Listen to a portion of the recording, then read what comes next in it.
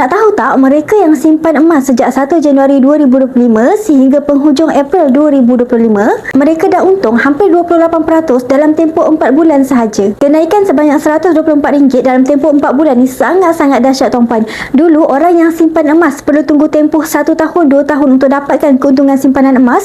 Tetapi sekarang tuan-puan, dalam tempoh 4 bulan sahaja, harga emas meningkat sebanyak 28%. Masya Allah. Tapi bagi tuan-puan yang baru sahaja belajar nak simpan emas, jangan ingat emas ni semata-mata tentang harga dan keuntungan sahaja.